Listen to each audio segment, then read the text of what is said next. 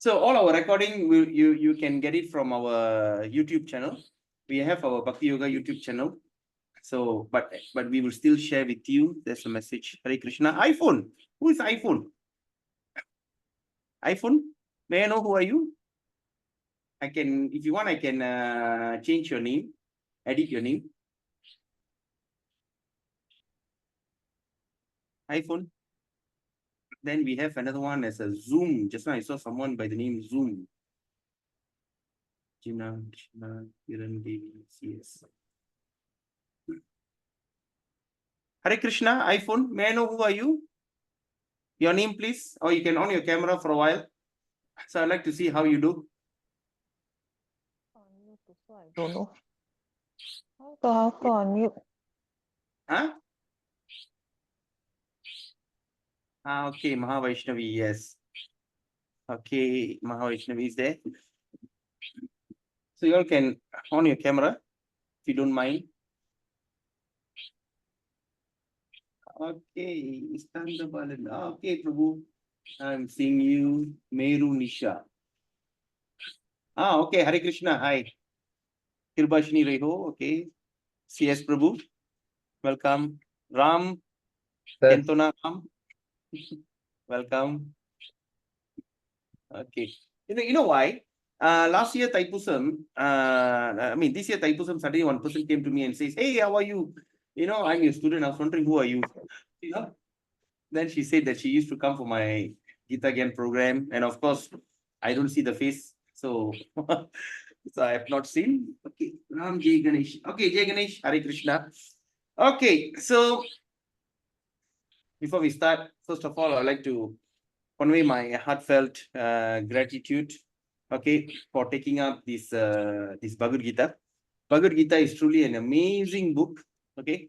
There is a lot of misconception in Bhagavad Gita, especially. Sometimes when you go to people's house, there'll be one big banner, they say the summary of Bhagavad Gita, Gita Saram. So it is, they made Bhagavad Gita more into like a motivational text. What did you bring and what did you going to, what are you going to take back with you? All this kind of, what they call, all this kind of philosophy, right? So Bhagavad Gita is not that. It's Bhagavad Gita is beyond beyond this whatever conception that we have, and the best part is spoken 5,000 years ago, and it's still valid till today. All right, it is still valid till today, and there's so many people have benefited from Bhagavad Gita. Ever since Bhagavad Gita was translated into English by Bhagavad Gita as it is, they have distributed more than 500,000 copies worldwide and translated into 70 languages. Okay, there's any language. Now, recently, they also have, recently means around a year ago, they also have translated into the Zulu language, one of the African tribe language, Zulu. All right, it's been translated into many languages around the world, and it is reaching out tremendously to many people. Okay, because this Bhagavad Gita as it is spoken for us actually. Okay, so okay, then other than that, you can ask question if you have any questions, if you have any queries, you can ask. It is not going to be a one-way conversation. It is going to be a two-way conversation.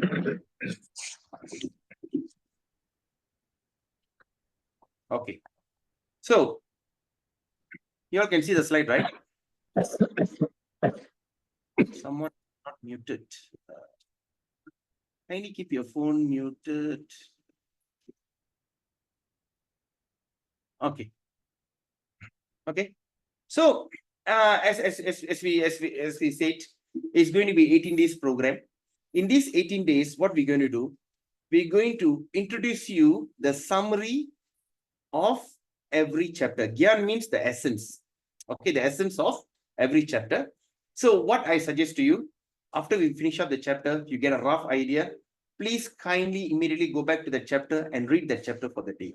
All right, like today, reading one chapter is going to take you what, maybe 1 hour, just around less than 1 hour.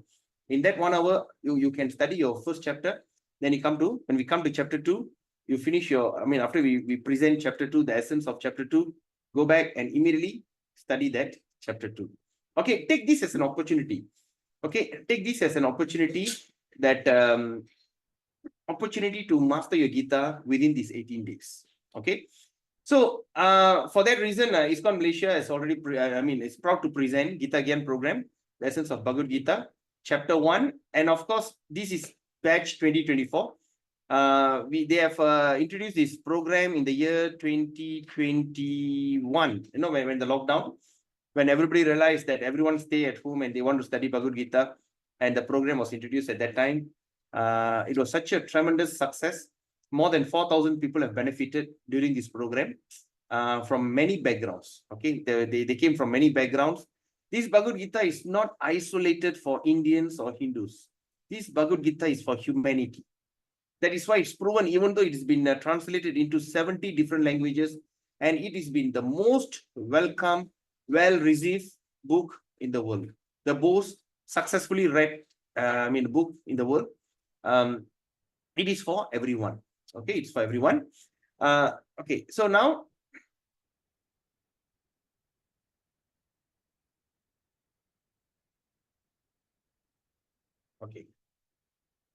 okay, so before we start, okay, there is a verse, okay, there is a verse from Vaishnava Tantriya Sara, text 22.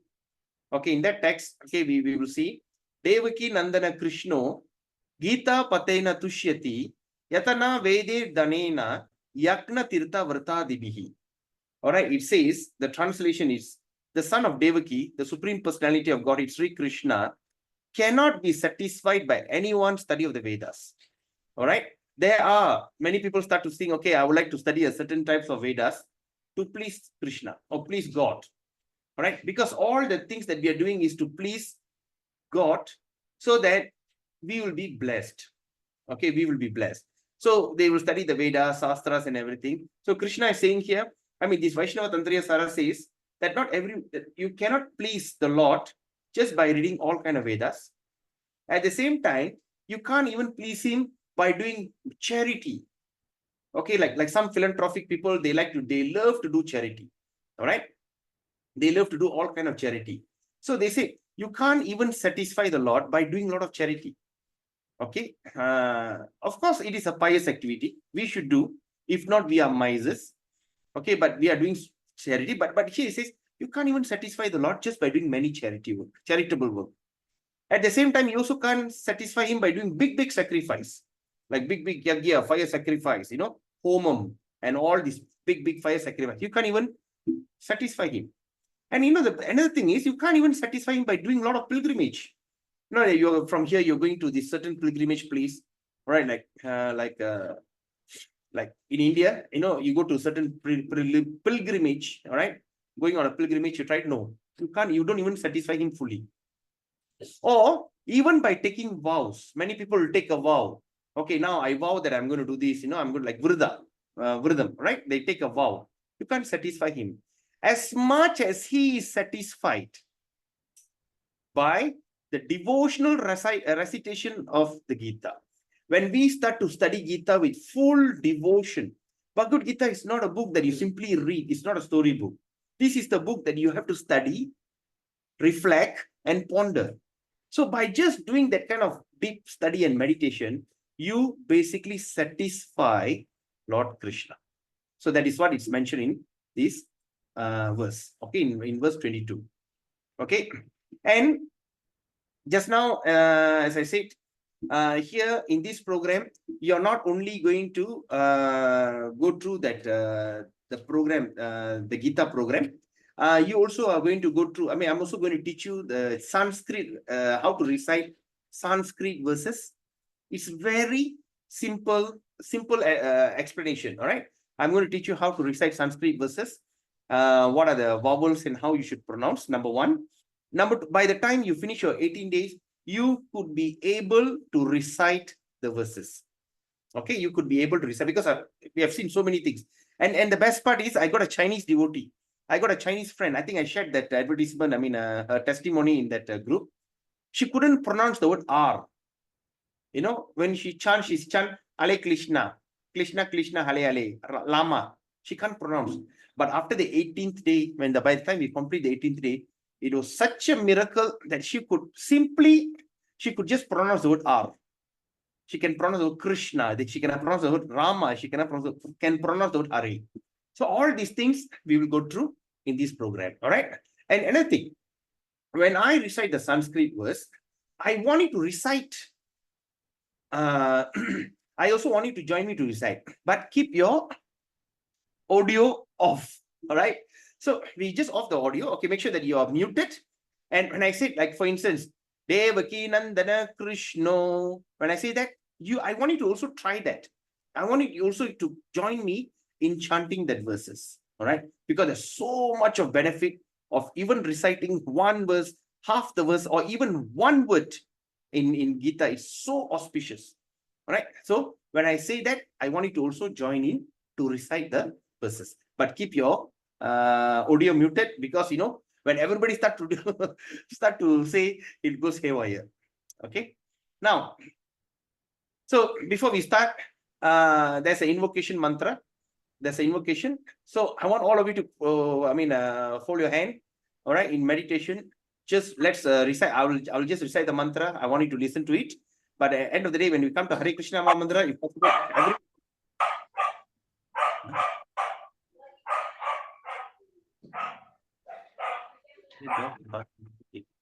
right. So I want all of you to join me and chant the Hare Krishna mantra. All right. So with the folded hand, just close your eyes and just meditate. Om Ajnana Timirandasya Gyananjana Shalakaya Chakshur Unmilitam Yena Tasmai Sri Guruve Namaha. Nama Om Vishnu Padaya Krishna Prishtaya Bhutale Srimade Bhakti Vedanta Swamin Iti Namine. Namaste Saraswate Deve Gauravani Pracharine Nirvashesha Shunyavadi Pashati Deshatarine. Jai Shri Krishna Chaitanya Prabhu Nityananda Shri Advaita Gadadhara Shivashari Gaura Bhakta Vrinda. Okay. Hare Krishna, let's chant together. Hare Krishna, Krishna Krishna, Hare Hare, Hare Rama, Rama Rama, Hare Hare. Hare Krishna, Krishna Krishna, Hare Hare, Hare Rama, Rama Rama, Hare Hare. Hare Krishna, Krishna Krishna, Hare Hare, Hare Rama, Rama Rama, Hare Hare. Right. So before we start to chant we start to read the Gita, we will do this prayer. All right. We chant this prayer 3 times. Om Namo Bhagavate Vasudevaya. Om Namo Bhagavate Vasudevaya. Om Namo Bhagavate Vasudevaya. All right. Okay, so today we dedicate our program to His Divine Grace, A.C. Bhaktivedanta Swami Prabhupada, the founder Acharya of the International Society for Krishna Consciousness. He was a young man when he met his spiritual master, and he was very highly educated. He's a chemist, or in other words, in modern language, we call he's a pharmacist. He had created many patented drugs. So when he met his spiritual master, the first thing the spiritual master told him, you are an educated young man. Why not you go and preach to the English-speaking world this the message of Lord Chaitanya or Bhagavad Gita? Okay. So it took him around 50 years of preparation, and eventually, age of 70, he left India. He went to US and established this movement called the International Society for Krishna Consciousness, or in short, we call ISKCON. Okay, he's created this movement, and he traveled the world 11 times. He have initiated more than 3,000 people, and he have created a worldwide revolution on this way of spiritual life. Okay. And also we also dedicate this program. This program also inspired by His Holiness Jayapataka Swami Maharaj. He is a governing body commission and also a spiritual master who is in charge of this part of the world, Malaysia.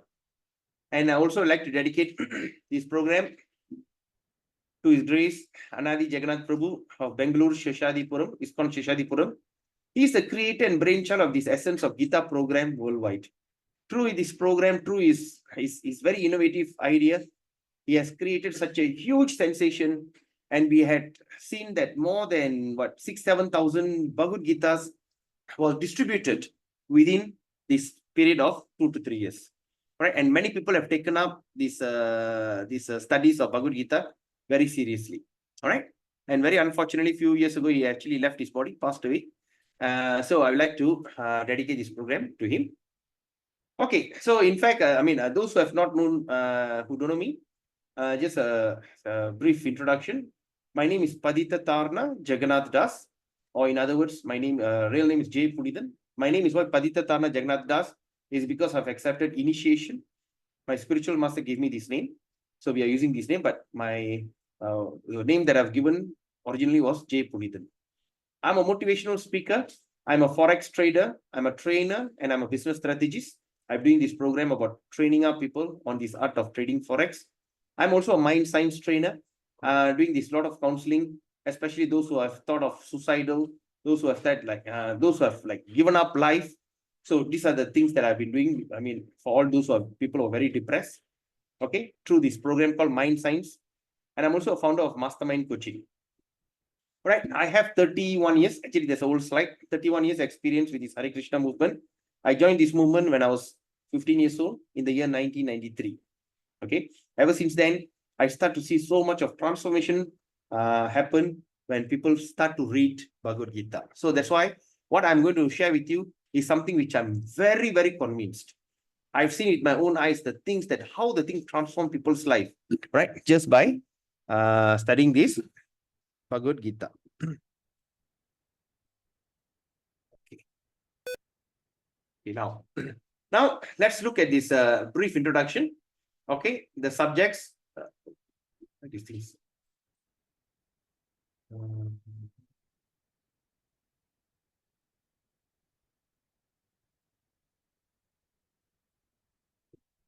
So the subjects of Bhagavad Gita.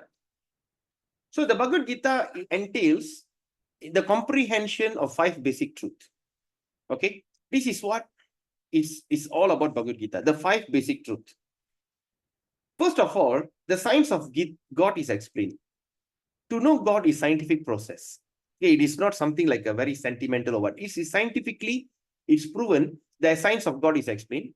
And then the constitutional position. Okay, what does that mean by constitutional position? What does it mean? Okay, example, in a country, when they create a nation, first of all, they create a constitution. Okay, like in Malaysia. In Malay, we call perlembagaan. They will have perlembagaan. That's when in perlembagaan and all that, from perlembagaan, all the rules and regulations will come out, all the laws and all this created. So once they create the perlembagaan or the constitution, you can never change it. Okay, what are the constitution in Malaysia we can talk about? Okay, we know that is the freedom of religious practice. All right, the freedom of vernacular school like Tamil and Chinese school, there's a freedom. Nobody can come and say, close these 2 places. These 2 schools shut down. No, they can't do that because it's in constitution. All right, like that, we human beings, we have our constitution position. What is that constitutional position? It will be explained very nicely in Bhagavad Gita. That means, in other words, what is my true self? What is my original self?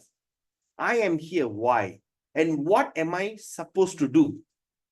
Right? So that's what they call the constitutional position of the living entities. Or in other words, they are known as Jiva. And there is also called Ishvara. Ishvara means the controller. Okay? The one who controls. Example, if you are a head of the family, you are called the Ishvara for the house. All right? Because you control the house. And who is the controller of the country? The Prime Minister. So Prime Minister is called Ishvara. Okay? So the one who controls are known as Ishvara. Ishvara means the controller. Okay? So that means, there is Ishvara, which means the controller. And there are Jivas, the living entities which are controlled. So there is a controller and the controlled. Okay. If a living entity says that he's not controlled, but that he is free, then he is insane. All right. He's considered crazy if he thinks he's not controlled, right?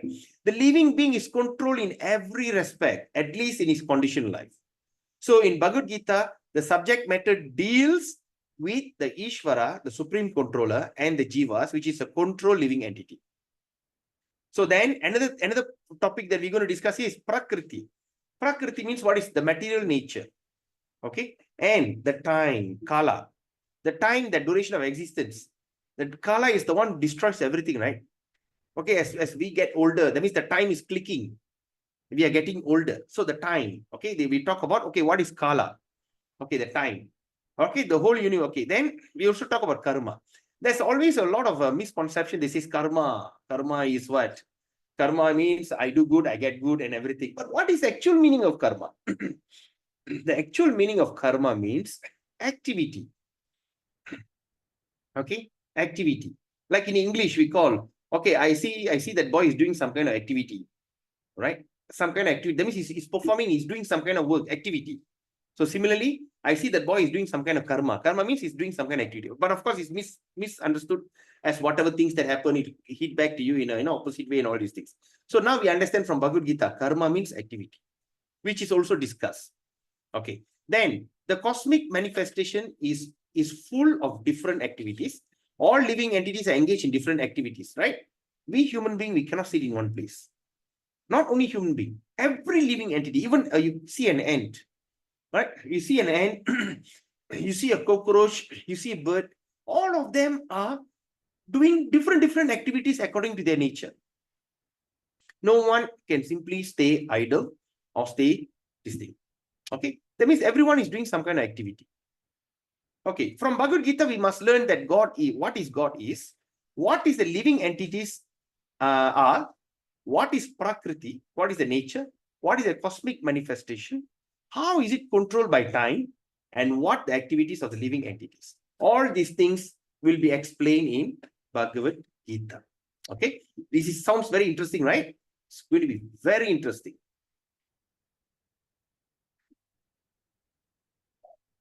Okay. So these are the things in brief. Okay, so the subjects of Bhagavad Gita.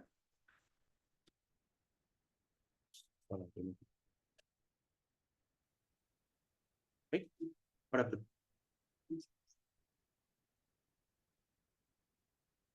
Okay. So this is what in nutshell. So in Bhagavad Gita, we will study about Prakriti, the nature. Okay, what is karma, the activity, and how the thing is going to like impact you. What is Jiva? What is Kala, the time, and who is Ishvara? So these are the 5 subjects that are going to be discussed in Bhagavad Gita. Okay, so far, is there any question? Am I going too far? Do you think that I should go slow? Am I speaking too quick? Because I've been doing this program every day, almost every day I'm speaking about it. Sometimes I may be, I'll be fast. Am I speaking too fast? Should I just like slow down? Any feedback? Is it okay? That's okay, All okay, sir. Prabhu. All okay, sir. All right, so far clear. Okay, good. No, because you need to tell me, because there's in a different program. After everything, I asked, how is it? I didn't understand why. You spoke too fast. So that's why I need to stop and shift. Now, okay. Okay, now let's look at the spirit of Bhagavad Gita. If you want to take a particular medicine, then we have to follow the direction written on the label. Yes or not? We cannot simply take the medicine and drink as we like. We cannot take the medicine according to our own whim or the direction of a friend. It must be taken according to the direction of the label or direction given by the physician. Similarly, Bhagavad Gita should be taken or accepted as it is directed by the speaker himself. So what it means is, message, just right. Okay, thank you. All right, so what we understand from here, we must know the Bhagavad Gita, we have to accept as it is in that same intention why Krishna spoke it. There are so many editions of Bhagavad Gita in the market.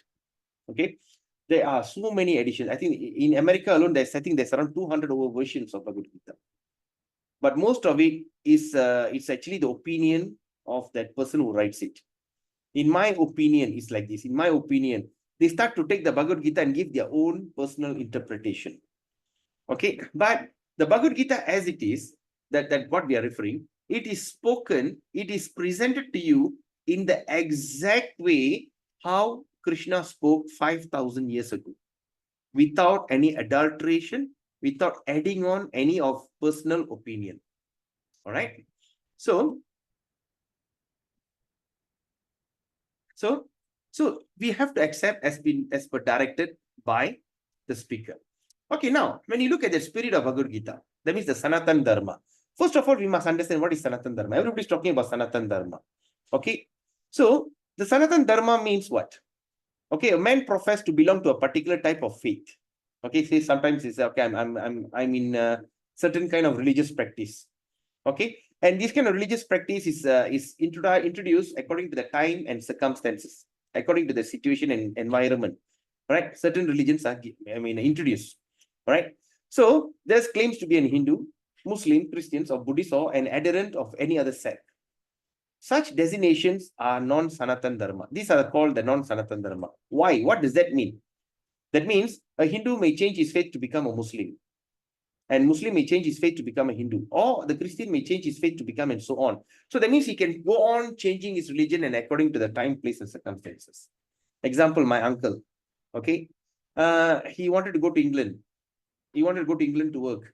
So he went and joined this one particular church, and he got baptized. His name is Ramadas. After baptism, he became Richard Ramadas. Then he went to, so he was a Methodist. So he went to England. He went there, he fell in love with an Irish woman. And Irish are Catholics. So that means after married to her, my uncle converted to Catholic. He became a Catholic. Then after that, they all moved to New Zealand. After they moved to New Zealand, my cousins became atheist.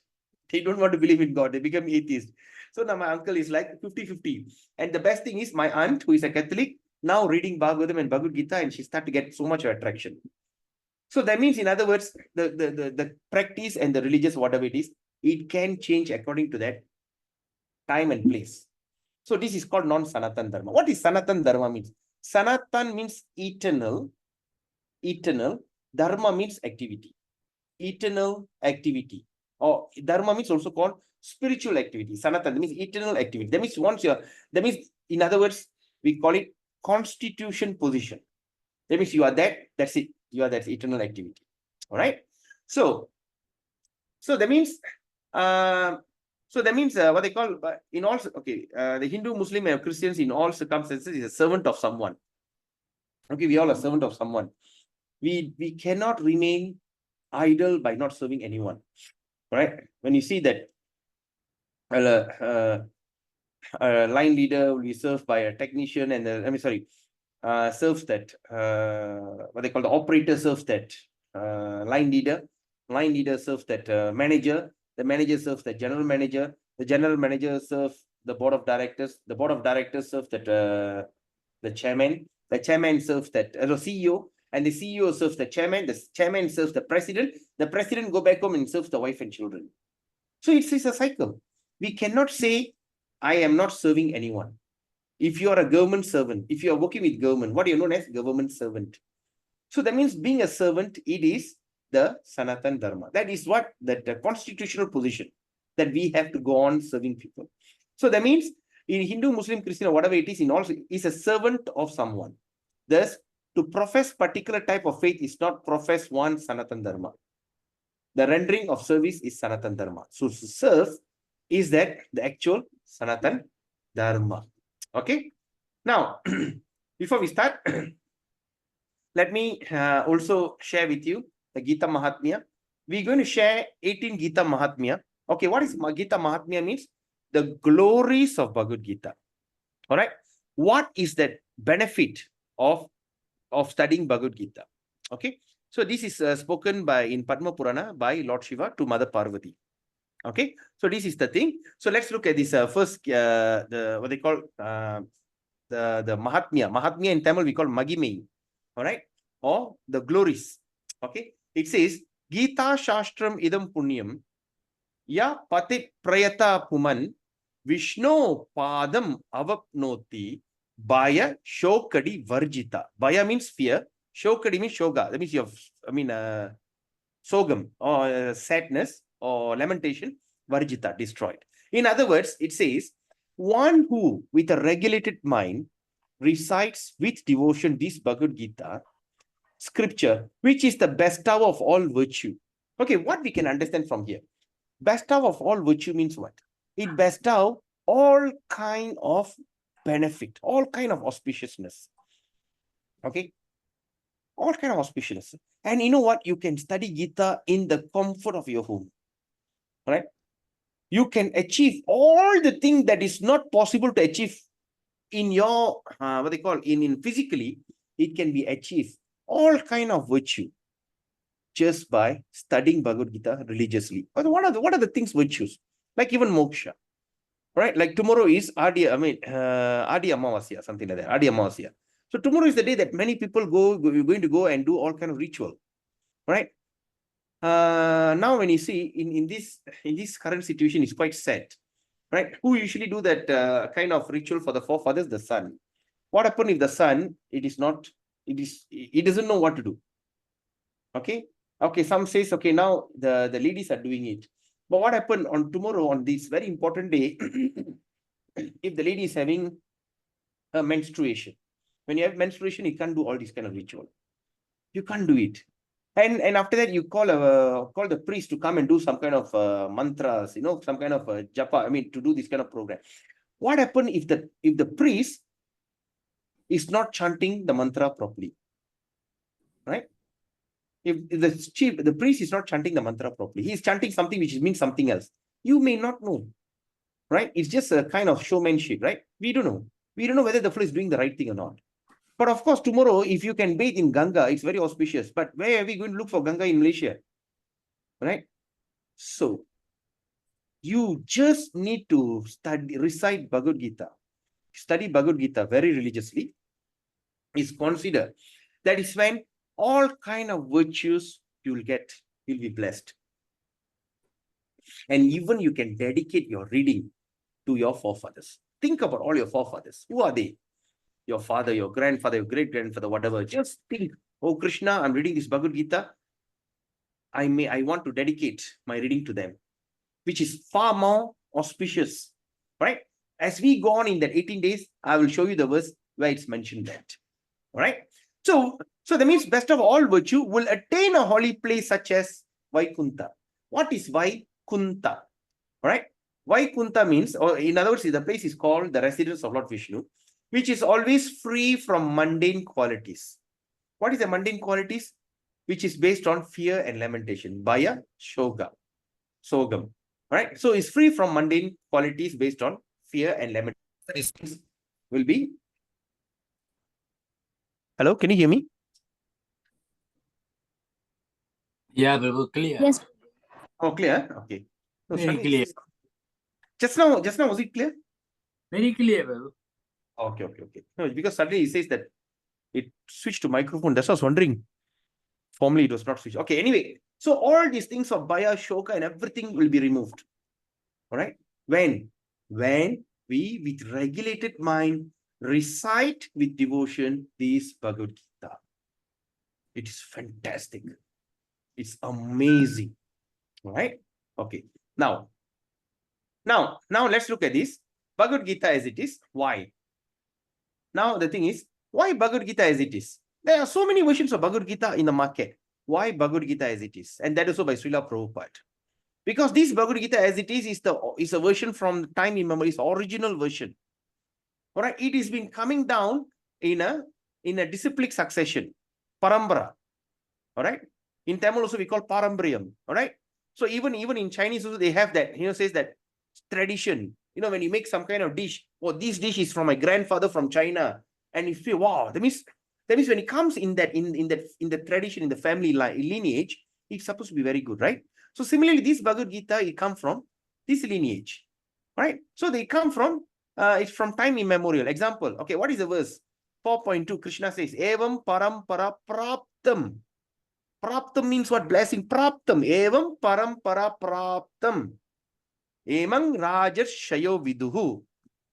Okay, that means this Bhagavad Gita is received through this disciplic succession. And what is the disciplic succession? Let's look at it. First, we start from Krishna. Krishna came, inspired Brahma through the flute, Sabda Pramana, sound. He played the flute and Brahma got inspired to create this world, universe. So it came from Krishna, Brahma. Brahma's disciple is Narada Muni. Narada Muni's disciple is Vyasadeva. And his disciple is Madhvacharya. Right? Madhvacharya. And Madhvacharya's disciple is Padmanabha, Narahari, Madhava, Akshobhya, Jayatirtha, Jnana Sindhu, Dayanidhi, Vidyanidhi, Rajendra. Like that, it come down until it come to Ishwarapuri. And his disciple is Ishwarapuri Nityananda Advaita. His disciple is Lord Chaitanya, Rupa Goswami, Swarupa Sanatan, Raghunath, Jiva, Krishna Das, Kaviraj, Narottama Das Thakur, Vishwanath, Baladev, Jagannath Das Babaji, Bhakti Vinod Thakur, Gaura Kishore Das Babaji, Bhakti Siddhanta Saraswati, and his disciple A.C. Bhakti Vedanta Swami Prabhupada. All right. And my spiritual master is a disciple of A.C. Bhakti Vedanta Swami Prabhupada. And I am the disciple of Srila Prabhupada. So like that, it comes under the Parambara system. We do not manufacture, we do not create something in between with this kind of mental concoction or some kind of speculation. All right. Okay, now let's look at chapter 1, observing the armies on the battlefield of Kurukshetra. But before that, I would like to share with you some pronunciation. Okay. Now,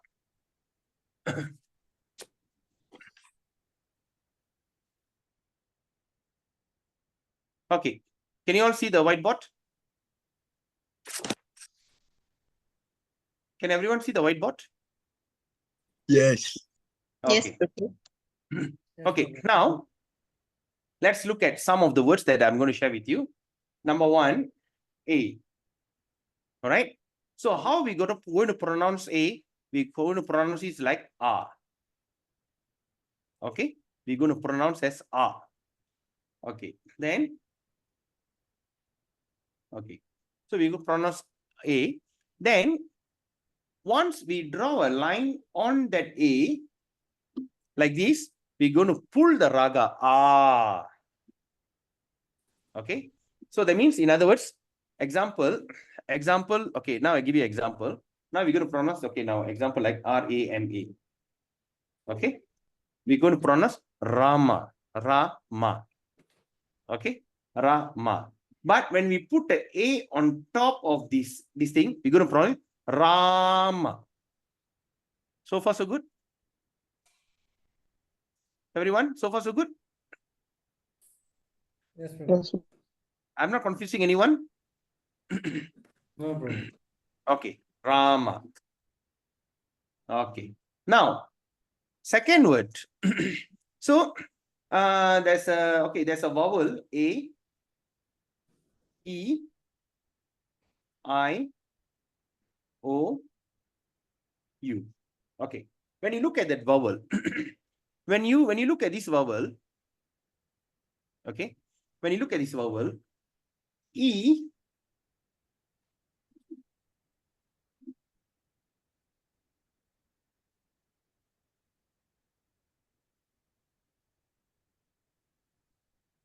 all right, when you look at this vowel E and vowel O, E and O, naturally you pull the raga. All right. So example, when you look at this A, you need to put an indication to pull the raga, pull the sound. I, you need, okay, I just write that thing first. Okay. I also, you need to put this thing and OU. Okay. So that means, in other words, you need to put A, there's a dash on top, I dash on top, U dash on top to indicate to pull the raga. So far, so good? You can unmute yourself and say, answer yes. Yes. Okay, you Prabhu. all understand, huh? All right. So that means E and O, I mean A, R, E, U. Okay, you need to have. But when you look at E and O, you do not need to put any kind of dash. It's understood. Bhokta. You know? Here E. Here, what they call? Vedyam, Veda, E. So when we see E and O, we do not need to make any sound. So we just naturally pull the raga. Okay. Of course, I want you to know because all these are recorded. I want you to go back and still try to look at it because as you go on, I'm going to remind you. Definitely, you're going to learn. But I'm just giving you a rough this thing. All right. Another thing, when you see the word R, okay, when you see the word R, in that word R, okay, there is a dot at the bottom. Okay, when you see the word R, when there's a dot at the bottom, we're going to pronounce R. R. This Sanskrit is the only this thing that have the word R. If you look at others, they don't have. Even Tamil, Telugu, Malayalam, all they don't have the R.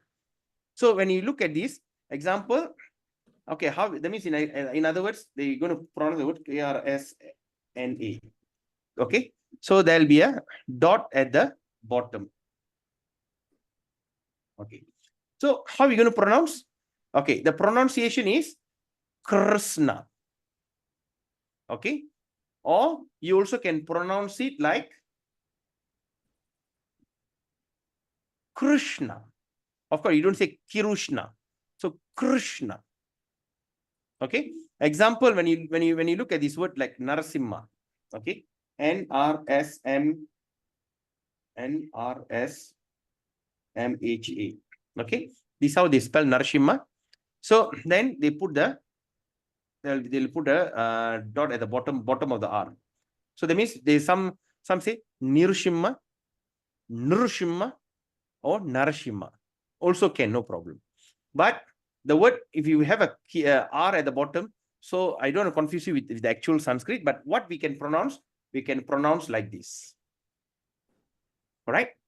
Krishna. Krishna. So that means, in other words, we just make that I disappear. The word I doesn't exist. So Krishna. Or in other words, we can pronounce like K-R-U-S-H-N-A. Krishna. Okay, that's a real pronunciation. Okay. The next one, the next word that we're going to see very often is S. S. S. All right. There's a 3 type of S. Okay, when you see the S with the apostrophe, there's a S will be with apostrophe. So that means how we're going to pronounce this S in the term of shampoo. Sha. Shampoo. So we're going to pronounce this S as Sha. Okay. There's a next S. There'll be a dot at the bottom. So when you see the S with the dot at the bottom, how are we going to pronounce? Roll your tongue. Roll. Put it in the phalanx. Roll it. Sha. Sha. Okay. Sha. Okay. The third S is just normal S. All right. S. Okay. So these are some of the words that I'd like to introduce now, which we're going to practice as we go on. Any questions so far? Hare Krishna? All okay? No, no questions. All right. So Prabhu, yeah. do you have a word with the shra, the S with the full stop below? A word for that? Can't get my tongue to roll. Okay. Thanks, Prabhu. Yeah, me too, Prabhu. Can't get the tongue to roll. Okay, let me see.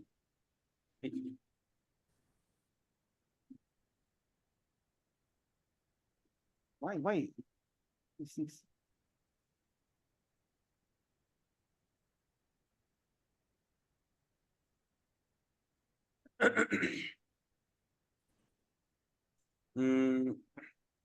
Right?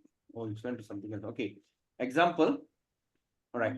Example is, okay, we can think about.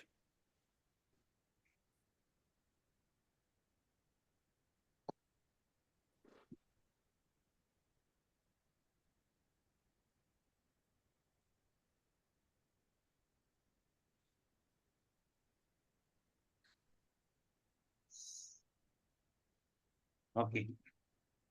Like, all right. The word Srimat. Okay. So when you look at the word Srimat, if I put we have a what they call, we will have this thing on the top. There's a dash on the spot. Yes or not? Okay. Are you? Hare Krishna Prabhu? CS Prabhu? Okay. Prabhu is all blocked, Prabhu. When we have a S apostrophe, we're going to pronounce it Shrimat. Shri. Shri. Okay. But at the same time, let me think.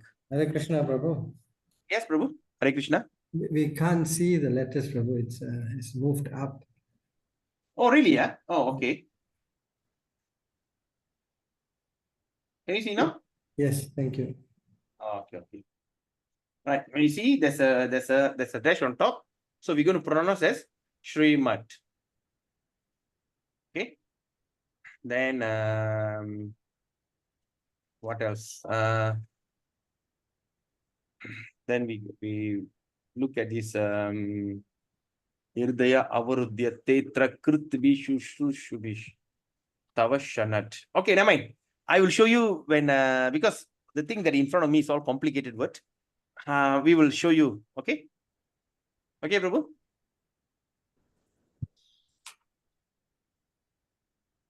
Okay. So later I will show you in the text. Okay. So far so good. Is there any questions? You want to take a short break? We have already 1 hour in presentation. I mean introduction. So now later we're going to go into this chapter 1. Do you think you want to take a short 1-2 minutes break? You want to get up, stretch? Yes, Prabhu. Yes, Prabhu. Thank you. Thank you. Thank Yes, thank you. Okay, so we'll take. All right, so welcome back. Okay, so now we're going to continue with our discussion.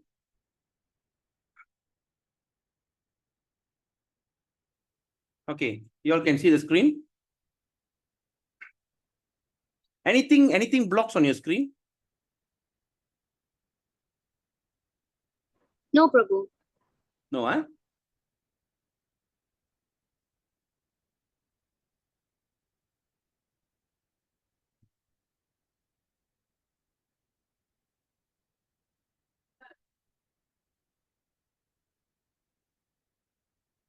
Okay. All right. So chapter 1. So we are starting chapter 1.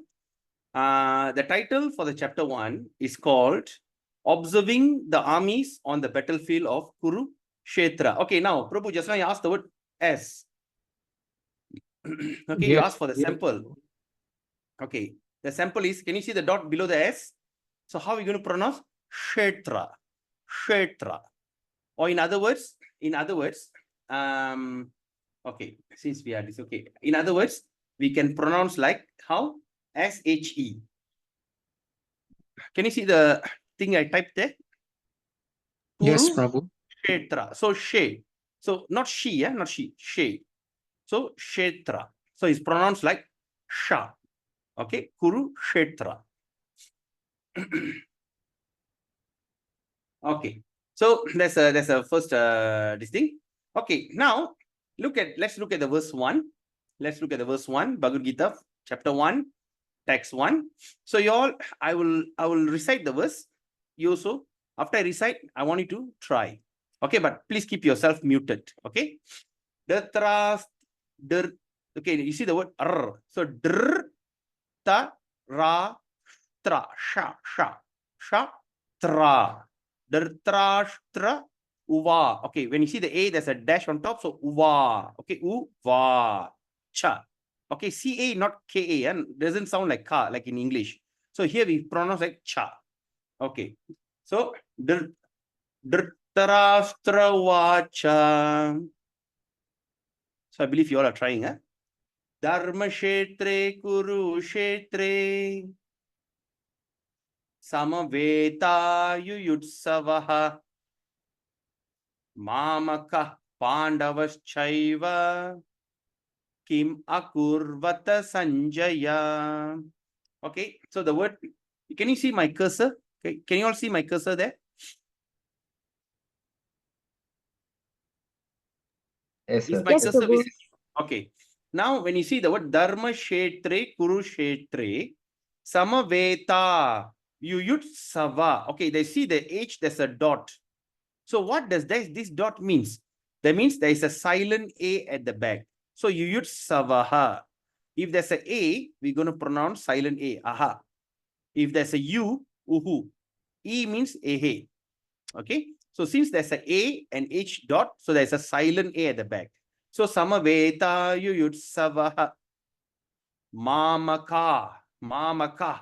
Okay, kaha. We don't say kaha. So we don't stop the word. So Mamaka. Pandavas. Pandavas Chaiva.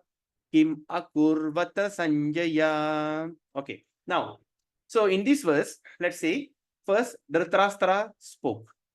Okay, Dhritarashtra said, O Sanjaya, after my sons and the sons of Pandu assemble in the place of pilgrimage of Kurukshetra, desiring to fight, what did they do?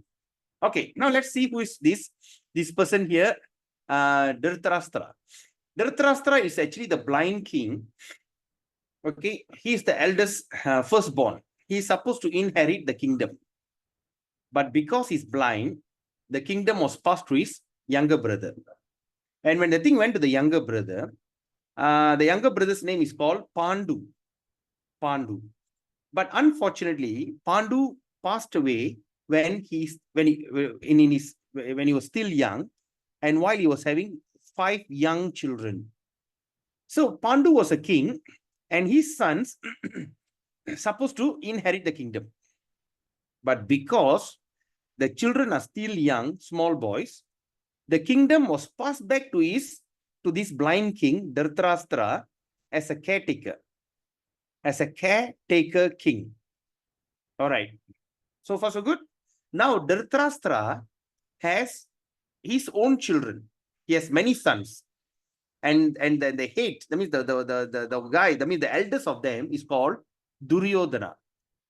So, what happened? He have tried so many cunning ways to kill the Pandavas, but couldn't. Some or other, he managed to exile the boys, 16 years, banish them into the forest. They went on exile. So after they went on exile, he passed the kingdom to his son Duryodhana, which is unlawful. All right. So when Duryodhana took over the kingdom, then after the 16 years, they served the 16 years exile. When they came back, they asked back, okay, now I'm already back after your sentence. Because they say, go for 16 years exile, you come back, I'll pass the kingdom to you. After they came back, they asked for the kingdom. He said no. Then he passed the kingdom to his son. Then these Pandavas, the 5 boys of Pandu, the Pandu's son called Pandava. So these Pandava, you know what they did? Okay, it's okay. You can keep the kingdom. At least give us 5 villages. Because I am a Kshatriya. Kshatriya means I am a royal, I'm a warrior. I'm supposed to rule. My dharma is to rule. My activity is to rule. I'm supposed to be the ruler. At least let me become the village headman. All right. To that, the son said, I will never give you a place, a pin drop, the size of a pin drop. The pin. How pin drop? Even that size of the kingdom, land, I'm not going to give it to you. So, after all the negotiation and everything, they have no choice but to declare war. This is considered the biggest, what they call, civil war in the history where everyone died. Okay, anyway, we'll come back to that. So like that. So now, what happened? Okay, that's Dhritarashtra. And now you see this person here, Sanjaya. Sanjaya is actually Dhritarashtra's secretary, or is a prime minister of the kingdom. And he has a mystic power. He's the disciple of Srila Vyasadeva, the one who writes Vedas. He's a disciple of Srila Vyasadeva. So he has that mystic power where he closed his eyes and he could see what is happening there. So in the kingdom, the blind king sitting, and he was so worried, he asked Sanjaya, tell me what happened. All right. So now, what he says? So Samaveta Yuyutsava. So now here you can see in this word, Mamaka Pandavas Chaiva. Here itself you can see a cunningness in his question. Mamaka means my people. My people, Mamaka, my people. And Pandavas, actually Pandava is his own brother. So Mamaka, Pandavas and Kauravas are both in same family. So, but he is saying, now my sons, Mamaka, my sons, and the sons of Pandu, both of them got together. What did they do? So that was the first question that what they call Dhritarashtra asked. But in this question itself, we can see Dhritarashtra is somehow or other he's in dilemma. He has some kind of doubt. He has some kind of fear. You know, see, my sons and sons of Pandu assemble in the place of pilgrimage to Kurukshetra. Why you need to use the word pilgrimage? Why not? You say when they assemble in the army field. Okay. Why he used the word Dharma Kshetre? Dharma means it's a place of pilgrimage. He should have said, what my son and the sons of Pandu got together, want to fight? What happened? What did they do? He could ask that question. But now he asked a specific question, Dharma Kshetre, which is called Kurukshetra. What did they do? Because he started to have fear, the place is going to be somehow rather favorable to Arjuna. All right, because the place is Dharma Kshetra. Because the Arjuna is the holder of Dharma. He's the one keep that rules.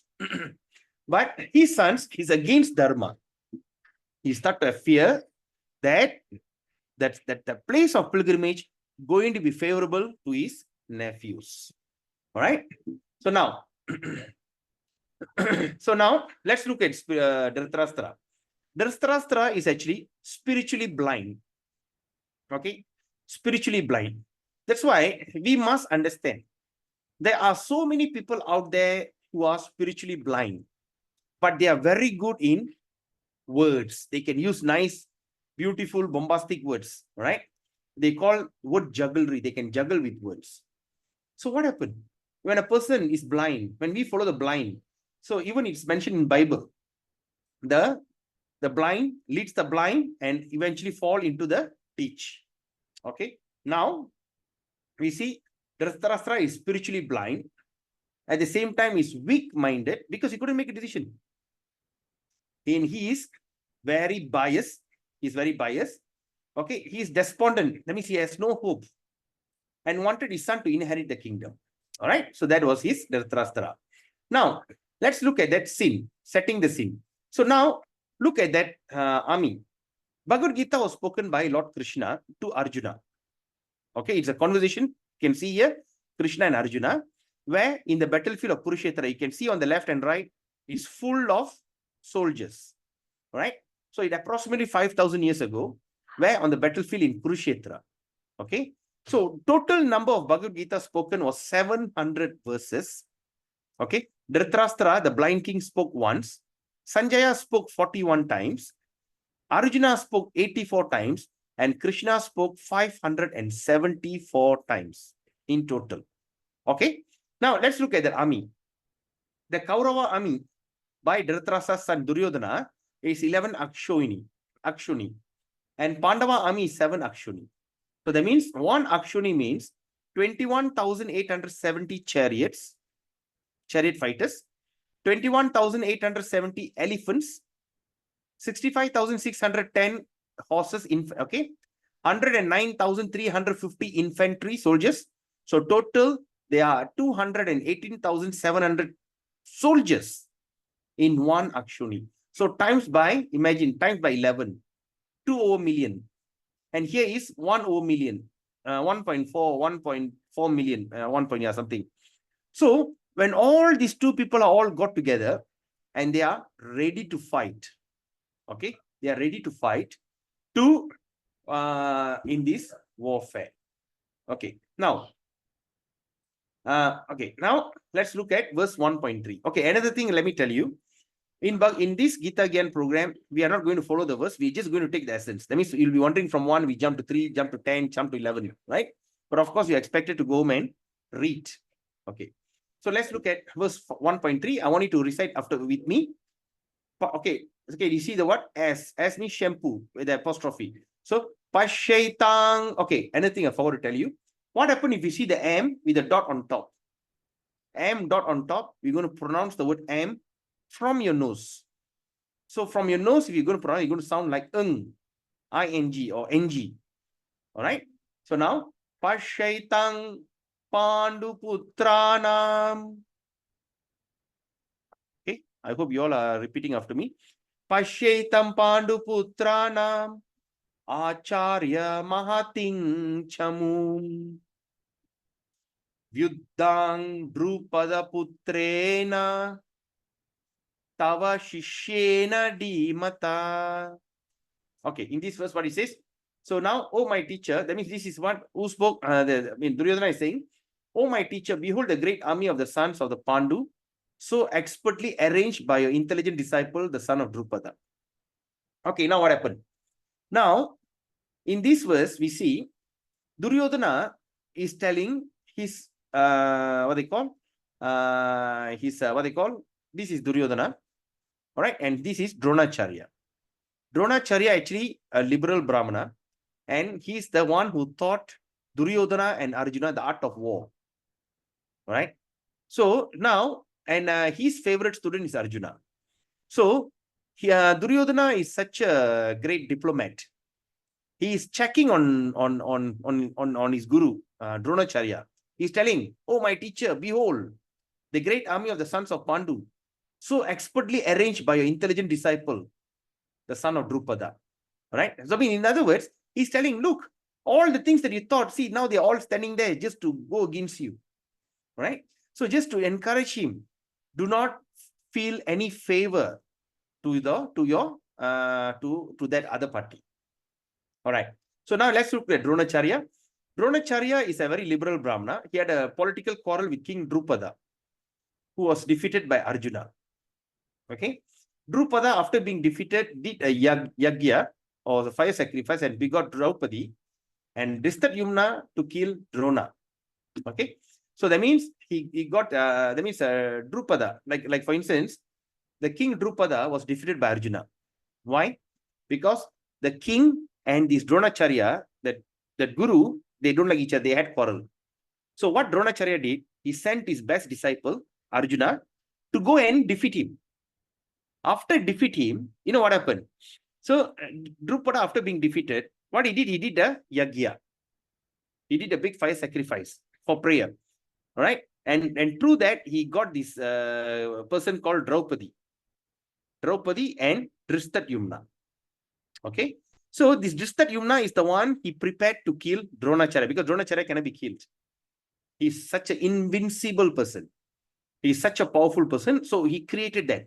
So that is how the Vedic system do. But now in current system, what we do, when someone defeats us, someone we don't like other, we straight away go look for a bomo. We try to do some Jibumba and try to charm that fella. You know, that's what in Kali Yuga people do, right? I think you all have seen, or you should have experienced it, or you heard about it at least, right? They call this some bomo. They do put some photos, you know, do some black magic. But in those days, it's not like that. All the kings, they did this big fire sacrifice, and they got it, and they trained the children from the young, okay, to revenge. Okay. Now what this Dronacharya did, he imparted military secret to the son of Drupada and Dristadyumna. Even though, so what he did, the king, after he got that Dristadyumna, the son, sent to him to learn the art of war. He sent to him to learn. And he knows that Drupada created this boy to kill me. And despite that, he taught everything to Dristadyumna. That is what they call the liberal Brahmana. That is how the teacher is supposed to look like. Right? They don't care you're my enemy son or what. When you come to learn the art of whatever knowledge you want, he imparted everything. So that means he's such a great, unique personality. Who? Dronacharya. Okay? Now, and at the same time, he is also affectionate towards his favorite disciple, Arjuna. He is so affectionate to him. Okay? All these things we can see in Mahabharata. Okay. Now let's look at this. The signs of victory. The signs of victory for, okay, what are the signs of victory? That means, in other words, before the war starts, we can start to see what are the insignalia, okay? What are the things that shows that Arjuna is going to be victorious? Why? Number one, Krishna's presence. Okay, Krishna was with with Arjuna. See, Krishna, Arjuna, cousins. And so Duryodhana and all these people are cousins. So they start to gather people. All right. They start to gather people. Sometimes they say, even though that people on Kaurava side, on Duryodhana side knows that Duryodhana is wrong, but they have no choice but to join Duryodhana. Why? Because they have given their word. Right? Sometimes there's a story about Kampuchea, the king of Cambodia, Kampuchea. Kampuchea is actually is very close to Cambodia. Sorry, Cambodia, the king Cambodia, very close to Arjuna. But in one particular moment, when he saw Duryodhana, he said, hey, you know what? When you have war, I will come and help you. I will join your side. That's many, many years ago. So now Duryodhana went back and told him, hey, look here, uncle, you give me a war that you're going to fight with me. I say, yes. Now I'm going to go for a war. You join me. Okay. You're going to fight against who? Against Arjuna. What? You're going to fight against Arjuna? Oh my God. Because Arjuna and this king of Cambodia are very dear friends.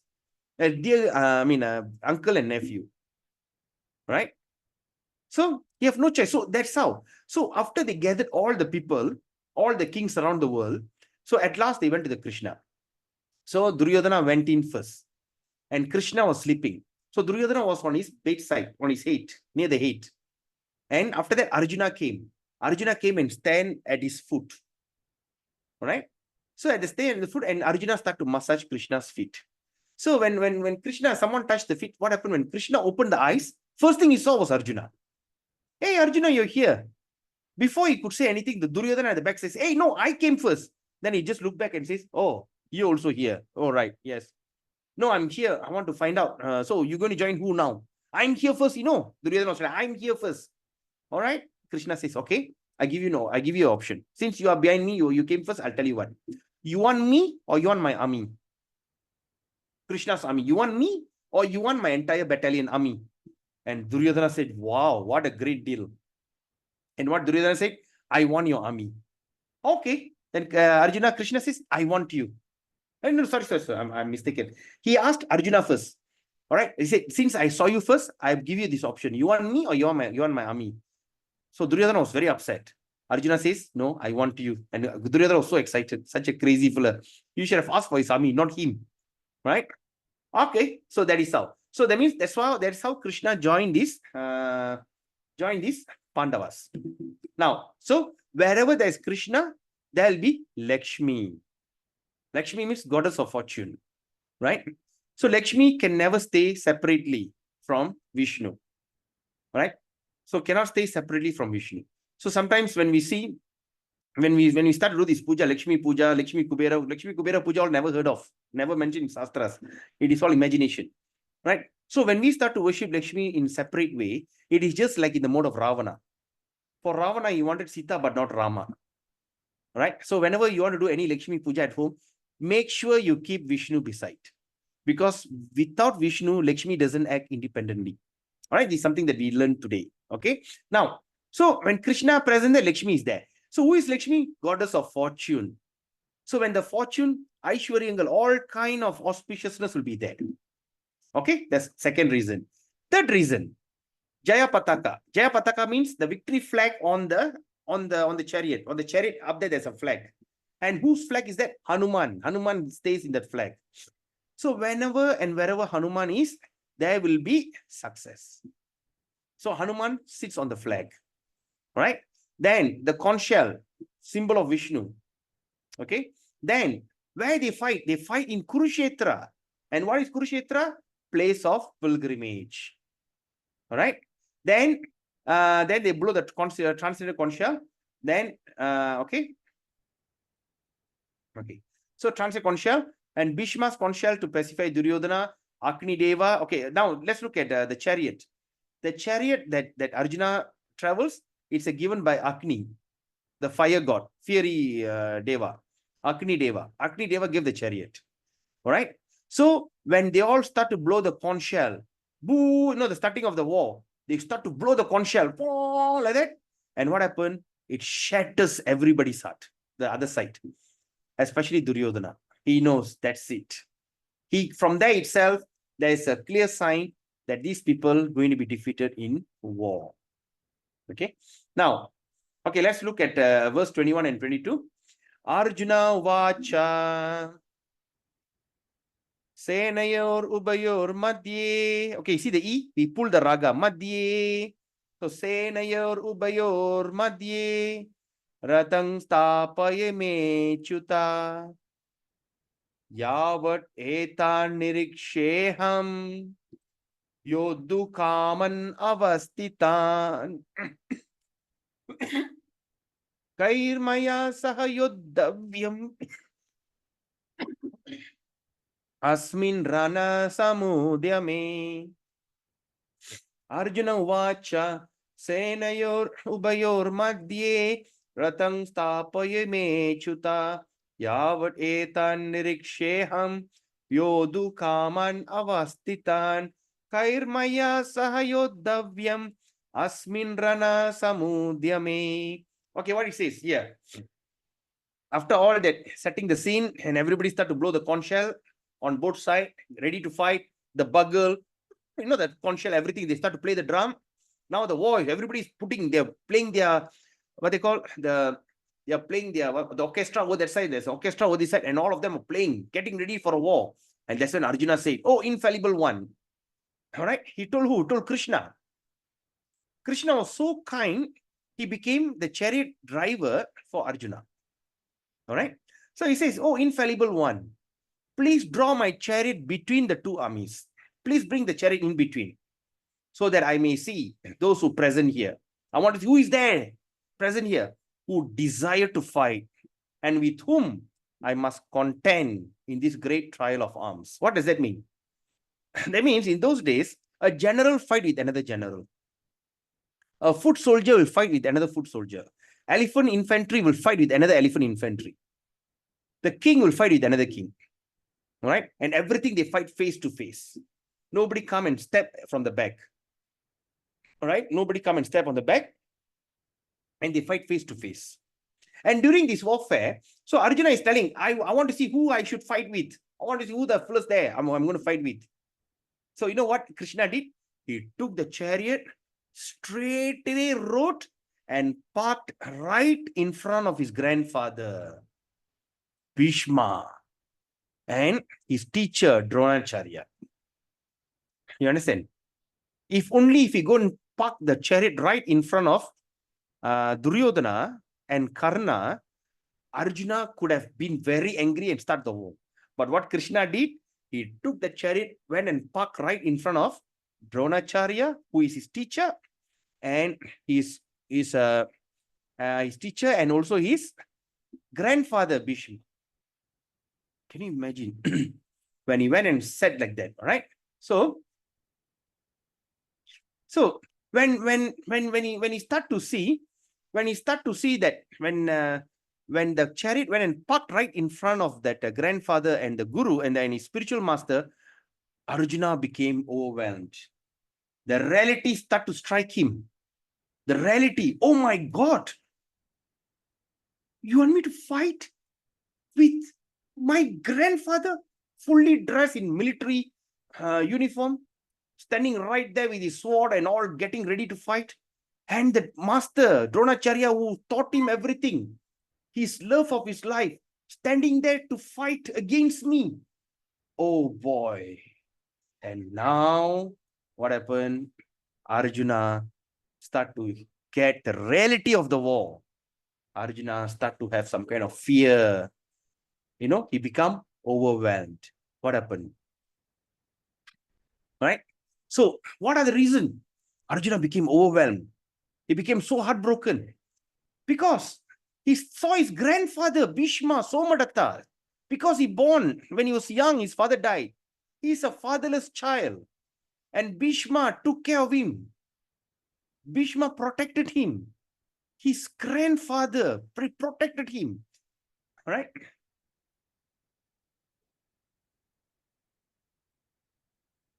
Oh, okay. So that means protected him. When he start to see his own grandfather, can you imagine? You should have your favorite grandfather or your maternal, paternal, or whatever. Suddenly standing there, waiting to fight. How could you? Right? Then he saw his father like Burishrava, because as fatherless child, his Burishrava took care of him so nicely, like his own son. All right. He never had that feeling, I'm orphan, right? Then his teacher like Dronacharya, Kripacharya. Then he started to see his brothers like Duryodhana, even though Duryodhana is there to fight against him. But he grew up with him. His father and Duryodhana's father are brothers, siblings. His first cousin. Or in Tamil, we call Pangali. How? Oh my God. Then he started to see his sons like Lakshmana, his nephews. That means the brother's sons is considered like sons like Lakshmana. Then he started to see his friend Ashwatthama. Ashwatthama is the son of Dronacharya. Dronacharya's son is Ashwatthama. And Ashwatthama is his very close friend. Because the father joined that Kaurava, Ashwatthama have no choice also to join Kaurava. See, oh my God. Then he started to see his well-wisher Kritavarma, his best friend. You always wish him well. All there standing erected, okay, prepared to fight. And Arjuna was shattered, his heart broken to pieces. Right? He was in such a great dilemma. He was in such a horrible depression. He was so depressed.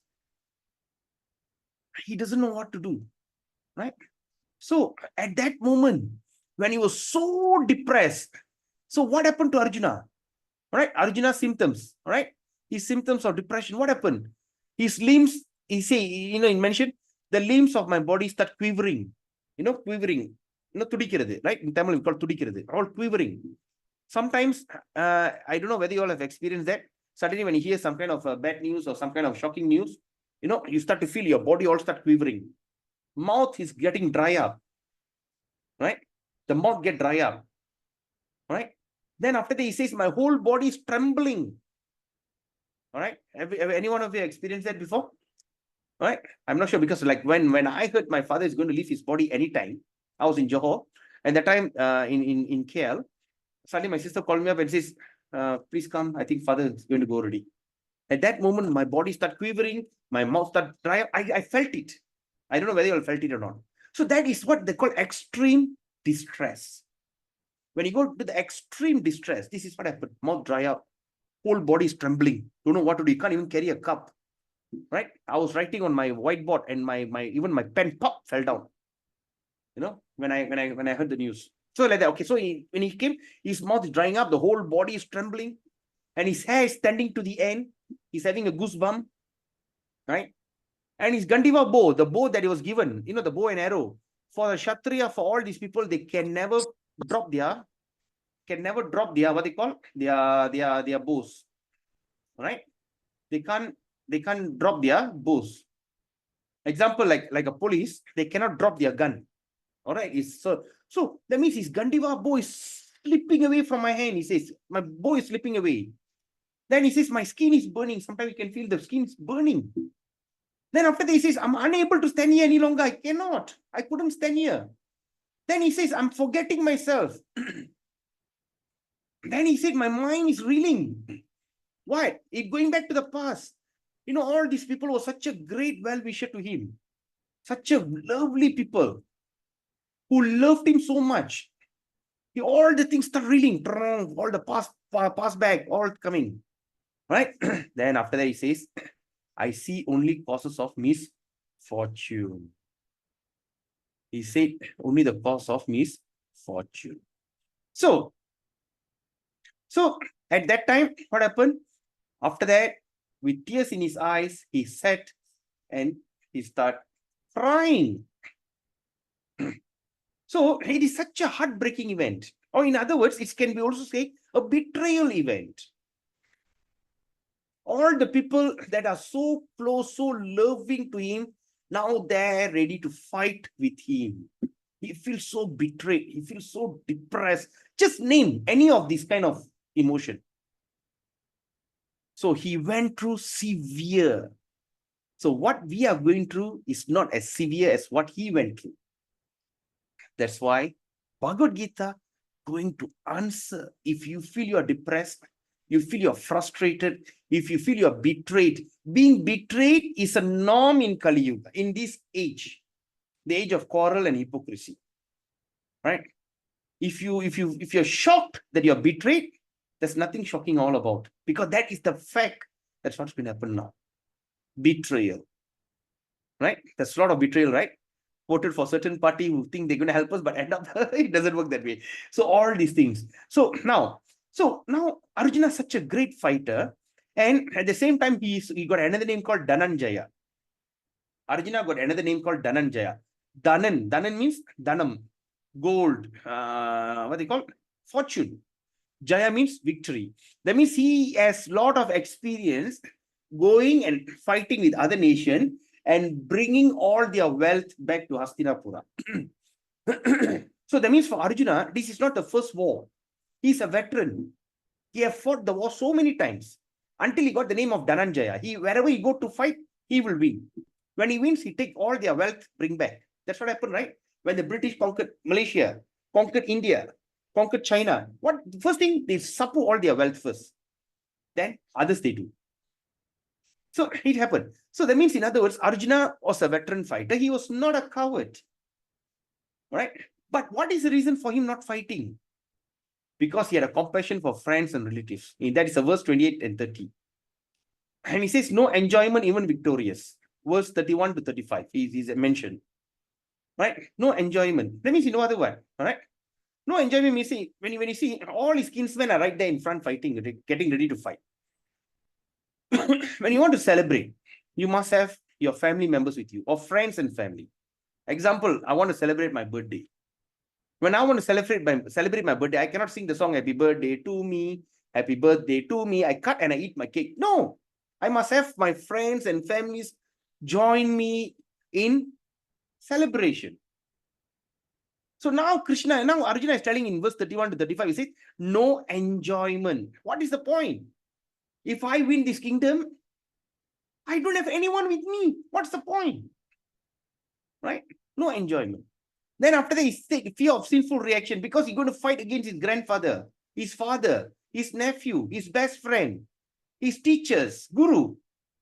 So he said 36, 38, he says, no, I'm afraid of sin. Then after that, he says 39 to 43, destruction of family tradition, because all the men are standing here to fight. Right? Why they choose Kurukshetra? There's advantage fighting in Kurukshetra. You win kingdom. If you die, you go to heaven. So it's a win-win situation. So all that Kshatriyas, all the soldiers are there getting ready. They are really into these two possibilities. I win, I get the kingdom. I die, I go to heaven. I do not need to do a lot of piety work. I don't need to do a lot of charity work. I don't need to do all the punya, karya, and everything to go to heaven. I just need to fight and die in this Kurukshetra. I'll go to heaven. Good deal or not? Fantastic deal. So that means Arjuna knows all these soldiers are there, ready to fight, ready to die. So what happens if every man dies? What happened to their kingdom? Their young prince, their princess. Right? When the king goes to war, the king doesn't simply go to war alone. He goes with his prime minister, his secretaries, everything. All the ministers all will follow him, join him to fight. All right? There's only some old elderly men and all these people will be at home looking after the queen and all this. But what happened when all these first dies? Then how going to be the future king? Who going to train them up? Family destruction. Right? So that is this thing. And at last, indecision. So now Arjuna compassion. Arjuna being soft-hearted devotee becomes overwhelmed with compassion and forget himself. He became fearful due to material conception of life. Why? Because he sees all his relatives and friends in front of him. Now, after that, he says lack of enjoyment, because he argues that you can't enjoy, kingdom if it's won, the cost of lives of their family members. Or in Tamil, we call Rattakarai. Rattakarai Arasangam. In the Arasangata, na ipdi ala pona. Rattakarai patta Arasangam. Alright? Or that means in English, we call the tainted with blood. How am I going to enjoy this kingdom when this kingdom is tainted with blood? Because I killed my own family members. Then feels, okay, his sin is reaction of because he's killing his family is sinful and will lead to hell. Okay, and destruction of family, because he said this dynasty will lead to unchaste women, unwanted children, and end of spiritual culture. Right? The children are not be properly brought up, and the women become unchaste, everything's gone. Okay, so now let's look at verse 145. Ya yadimam apratikaram ashastrang shastra panaye dartarashtrarane hanyus tanme shema tarang bhave. What Arjuna is telling now? Arjuna is telling, you know what? Better for me if the sons of Dhritarashtra, that means the Duryodhana, better for me if the sons of Dhritarashtra, weapon in hand, were to kill me unarmed and unresisting on the battlefield. He's telling, no, better for them to kill me. They want the kingdom, let them take. And how are they going to take the kingdom? By fighting the war. You are telling I cannot, I am as a soldier, I have to fight, I have to die in the warfare, which is beneficial for the soldiers. So I rather die without weapon in hand. Then, after that, 46, now Sanjaya is telling that the situation is informing Dhritarashtra. Sanjaya vacha evam ukvarjuna shankye, sorry, evam ukvarjuna sankye rato, see, O means we pull the raga naturally. Rato pasta upa vishat, shampoo, vishat, visir, okay, ru. So visirjya sa sharang chapang m. Shoka samvigna manasa. Shoka, sogam. So now what he says, Sanjay is saying, telling Dhritarashtra, Arjuna, having this spoken on the battlefield, cast aside his bow, he put the bow away and arrows and sat down on the chariot, his mind overwhelmed with grief. He is lamenting, he's crying, he's in grief. Okay. Now, let's recap on chapter 1, what you have read. So first, we talk about blind Dhritarashtra. The significance of Kurukshetra. Of course, Kurukshetra, when people die there, there's a heavenly kingdom guaranteed. So signs of victory of Pandavas, that means we have what they call the chariot, where Krishna is there, what they call Lakshmi is there, Mahalakshmi is there. The what they call that the flag is what they call by the flag is by who? By Hanuman. The what they call the chariot was given by Agni, and when they blow the conch shell, they start to see the vibration is fantastic. All right, all these things are symptoms of Pandava victory. Then we also saw that Arjuna's symptoms, what? Pure shock when he start to see that all his family members are standing right in front of him, want to fight. You know, the symptoms, he's heartbroken. Then after that, Arjuna's reason for not fighting. That means, what are the reasons? Number 1, sin. Number 2, loss of tradition. Number 3, no enjoyment.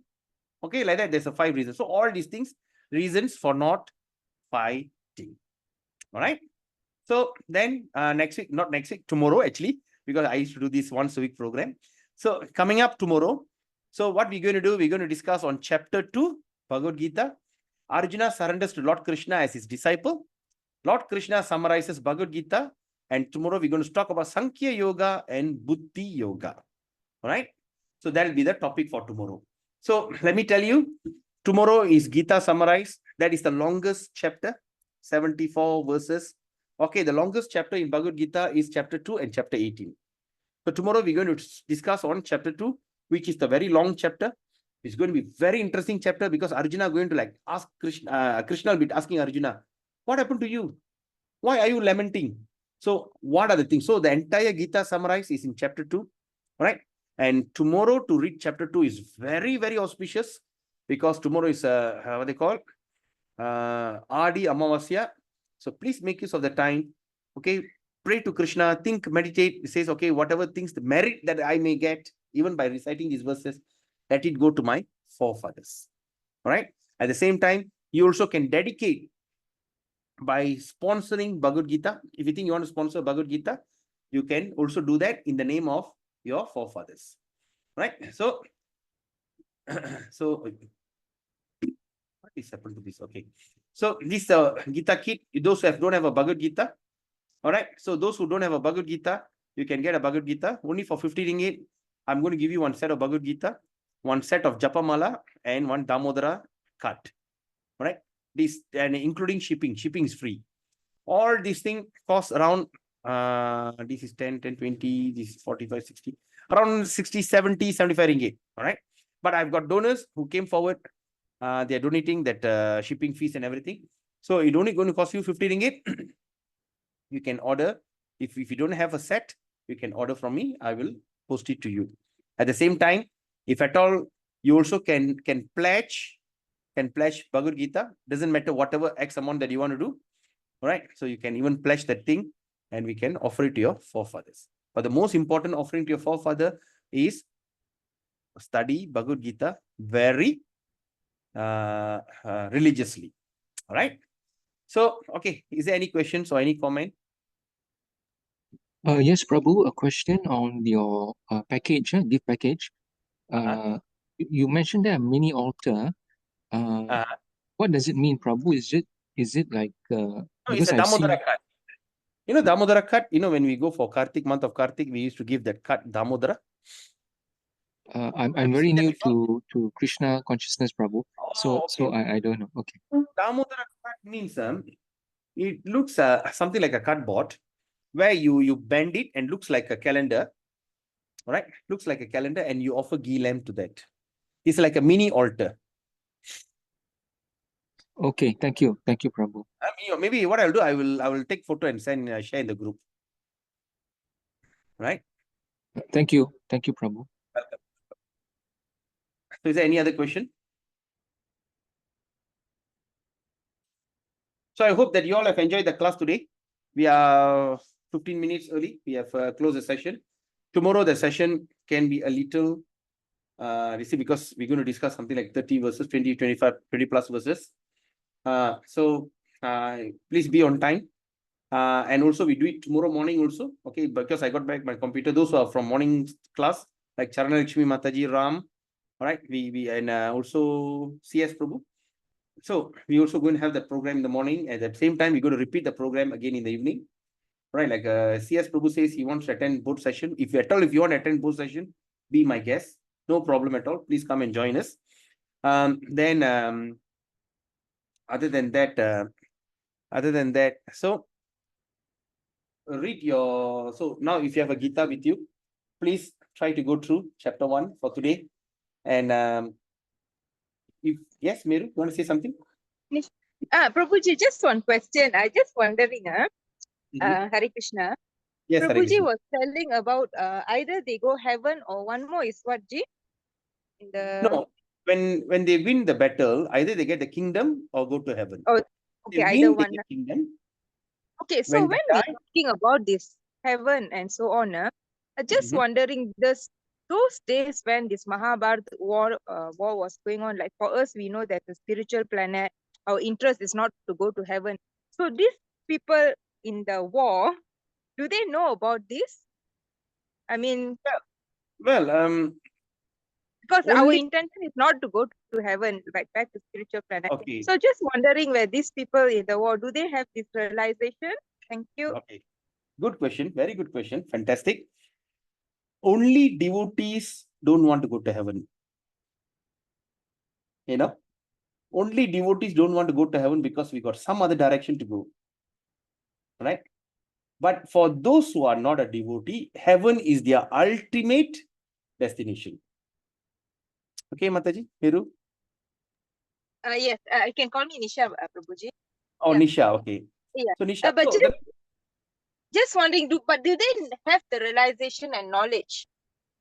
well, they About- studied the entire Vedas, Shastras. Of course, because all those days, the Kshatriyas, they Oh, study they the Vedas. do know, okay, but it's just they didn't. No, they may not know because you know why? Mhm. 5,000 years ago, that's when that Shastras has been summarized and compiled as Srimad Bhagavatam. Okay. Because in those days, people have this kind of things called Artha, Dharma, Kama, Moksha. Okay, they want to have liberation, they want to have success, they want to have everything, end of the day, end of the life, they want to have moksha. Dharma, artha, kama, moksha. So that's when Vyasadeva came and summarized the entire Vedas to tell what is supposed to be the cream of that Vedas. What are you supposed to know? That is Srimad Bhagavatam. So they know in a very basic way. All right, they know. But for instance, if they study the Veda, they say that we are not this body, we shouldn't aspire for all these things. So the Kshatriyas won't be there to fight also, right, for the kingdom. Yes. Yeah. So that means they know, but of course, they choose a place which is going to be win-win situation. Because when you study Mahabharata, right, towards after the war, you start to see that all of them went to heaven, went to Indraloka. There's another okay. yeah. But of course, all that we don't go through it, like, But do they know that Supreme Personality of Godhead is Krishna? No, not yet. Or Because at that's that what moment, not yet. because that's what they say. The Yoga Maya covers that Krishna's identity. Even Duryodhana doesn't know that Krishna is God. Even all the Pandavas and all the Kauravas, there's so many people there. They don't know. Only the devotees knew that Krishna is supreme. I mean, they only knew Krishna is God. Who are they? The people in Goloka. I mean, Gokul. The people in Mathura. Then like the devotees, the best friend. They only knew that Krishna is even like the mother to what they call Kunti Devi. Kunti Devi know that this thing. So Pandavas came to know later during the war, right? sorry. Pandavas came to know Krishna is the Lord during the war when he took the people. They realize they heard realized, about it because they are so close. They imagine your best friend come and tell you that he's so and so. You can't believe it, right? Yes, it will take some time. So sometimes when they start to reveal their real self, that's when you heard about it. But now Krishna revealing it. Okay, bro. I got it. Nice question. You are from SJMKL, right? Yes, Sri Jagannath. Did you went to Bali with my daughter, Sankirtana? No, Prabhuji, no. Oh, okay. Right. So, okay. So, any other question? Thank you. Welcome, Mataji. All right. If there's no question, we will meet again tomorrow, same time. Okay, there's a chat box. Wonderful explanation. Oh, okay. Thank you, Mataji. Vanita Mataji is one of the first Gita Gyan student of mine. And she is such a fantastic devotee. And she never had any background of being a devotee. And that time was a total lockdown. She used to carry one set of Bhagavad Gita. I mean, one japa set, chanting back and beats, go to give to one house and tell them, you chant today, tomorrow I come and collect. So tomorrow she takes the beat back and go to another house and give it to them. Now you chant. So she has done such a wonderful service, right? And she was so excited after Gita Gyan program. All right. So, and also one of the things that I cannot forget is she introduced a person after the first day Bhagavad Gita, first day, first chapter 1. There's one particular friend of hers, she's a teacher. She was so excited. She was thinking about next year about the class and suddenly she dropped it. Imagine how fortunate that lady is, that Mataji is. She's been looking for chapter 2 the next day, but she left the body. So all these kind of wonderful things happen in our journey in Gita Gyan program. All right. So do me a favor, please drop your testimony or message. How was this class today in the chat box? I'm sorry, in our WhatsApp group, because we have 30 people sign up for the evening program. We only had 19. So others are maybe they are not prepared. So your what they call your testimony or your just share what you're so inspired about this program today. So by seeing that, they may get very excited and want to join the program tomorrow. All right. So please be the instrument to encourage them. All right. At the same time, this will be available in Facebook. YouTube. But I will also share the video in the group. Okay. So with that, thank you so much. Have a wonderful evening. And please go and go through this Bhagavad Gita chapter 1 and have a beautiful day. Pancha Kalpatarubhyascha Kripa Sindhubhyo Vacha Paritanam Pavinebhyo Vaishnavebhyo Namo Namo. Hare Krishna. Good night. Hare Hare Krishna, Krishna, Prabhu. Prabhu, Thank good night. you. Bye. Good night. Hare Krishna. Thank you, Prabhu. Hare Bol. Hare Krishna. Hare- Gaurang. Hare Krishna. Thank you, Prabhu. Yes, Prabhu. Chang Prabhu. Hare Krishna. Yeah.